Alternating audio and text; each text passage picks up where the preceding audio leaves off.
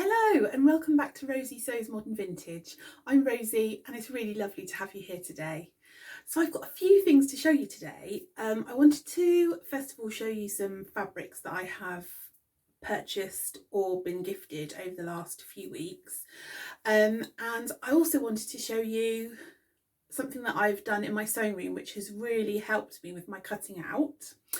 And then finally, I wanted to talk about a project that I've seen online called the Whole 30 Challenge and just talk about my sewing plans in regards to that. So let's get right to it.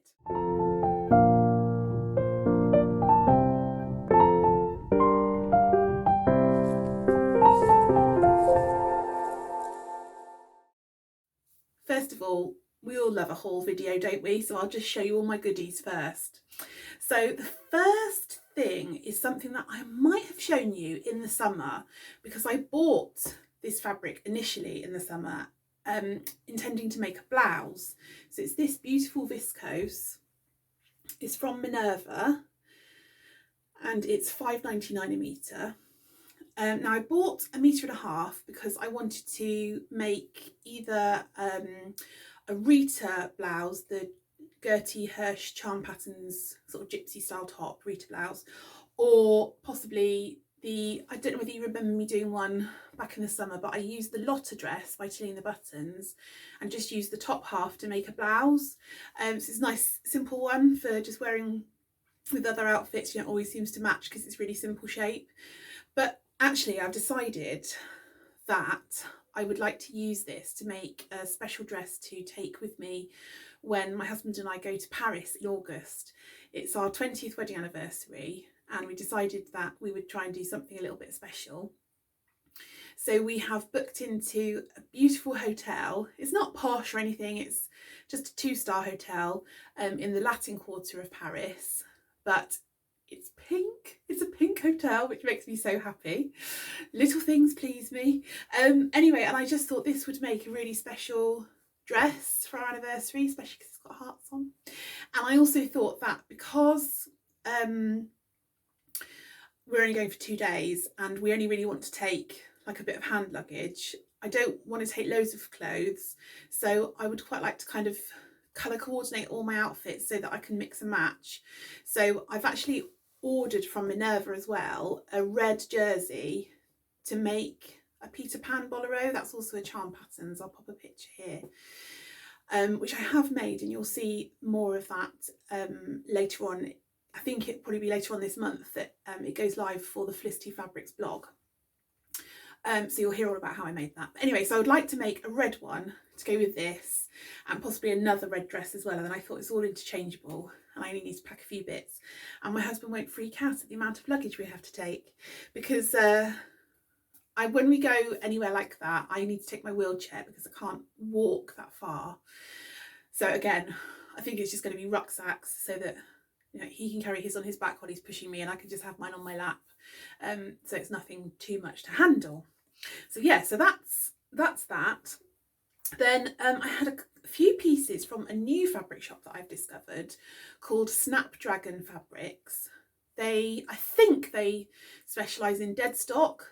I'm not 100% sure, but I think so. And the first piece I bought, you'll have seen something I made with this, but I've still got some left, so I'm showing you here. I whipped it up straight away as soon as the fabric arrived and used it to make a dress. But it is this viscose. So it's black with white and like a goldy yellow star.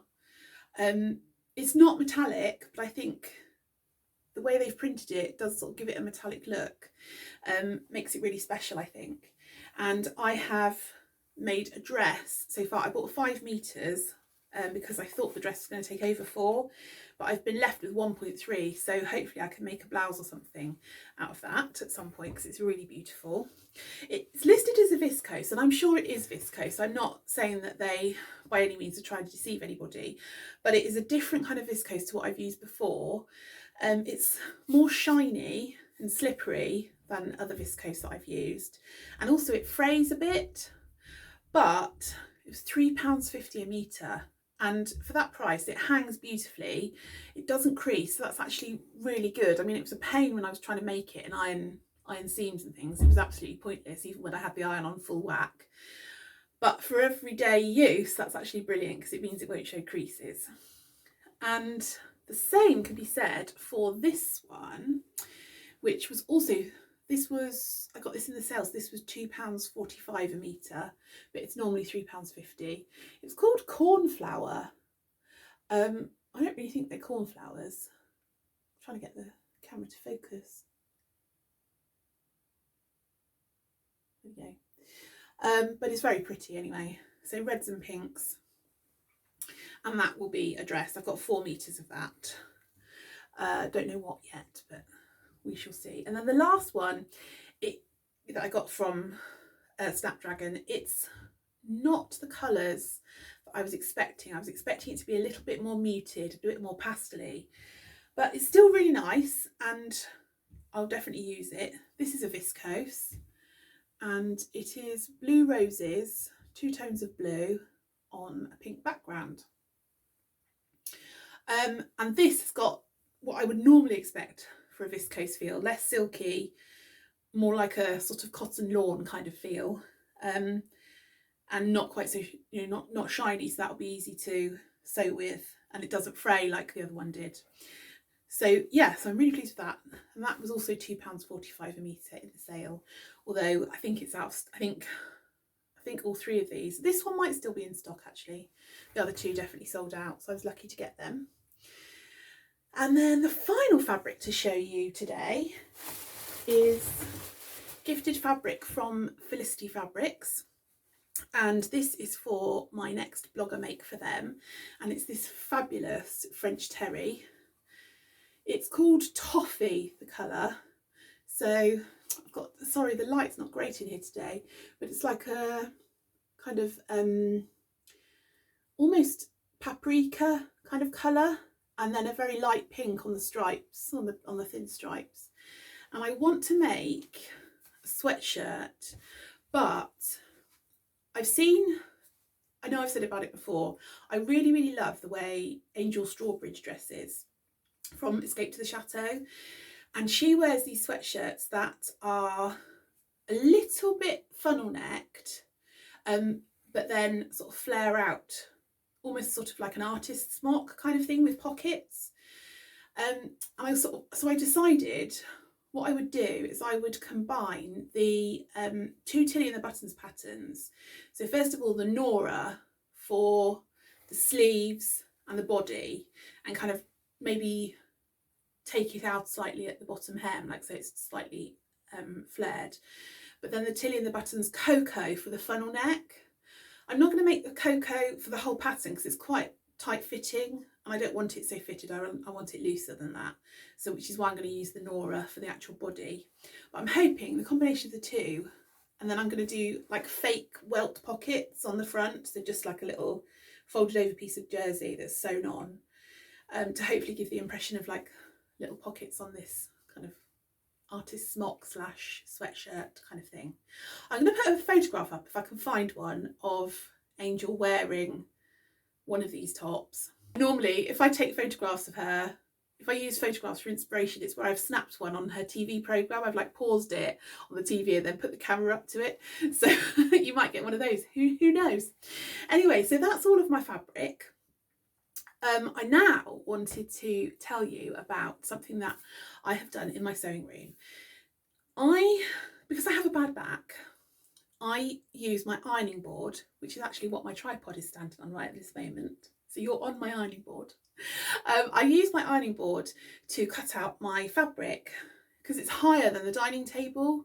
I've got a table just behind me which I use to put my sewing machine on, but that's even lower than my dining table and it's small.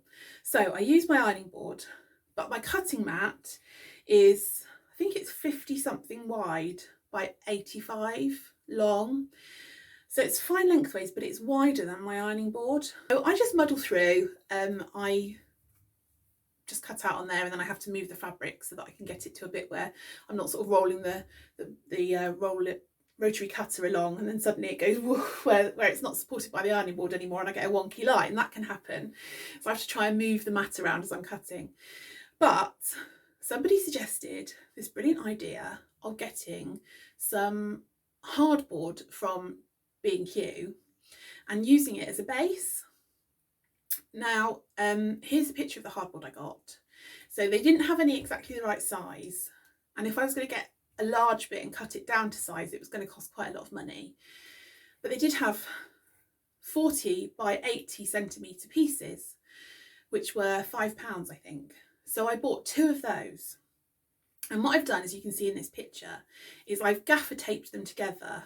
I've left a tiny gap so that they can bend, because I didn't want the gaffer tape to like peel off because it was under pressure. So I thought if they can bend a little bit, then hopefully they should stay stuck together longer, if that makes sense. So that's what I've done. And then, as you can see with the mat on it, on the next picture, the board is slightly wider than the mat.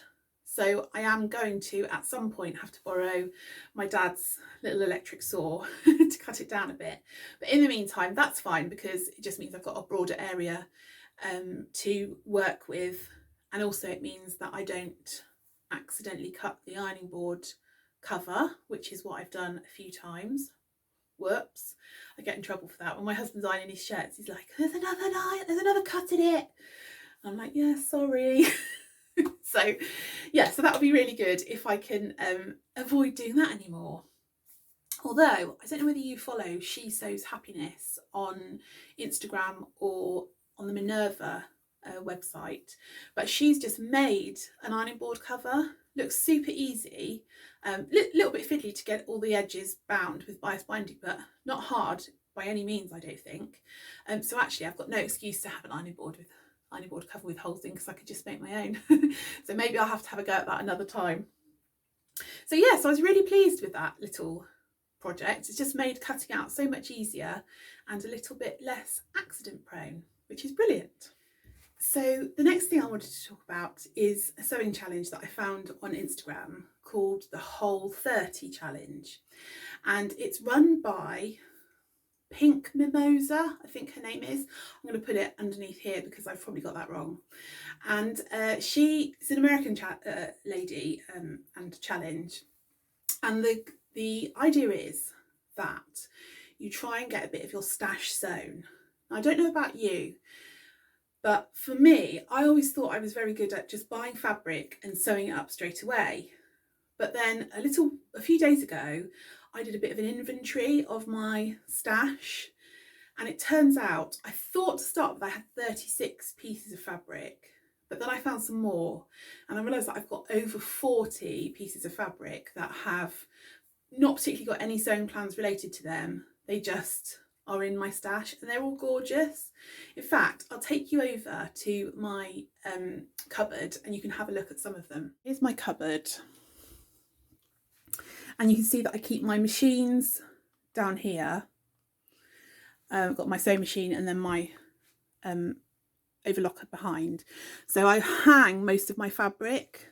So you can see I've got loads of pieces here. That's all wovens.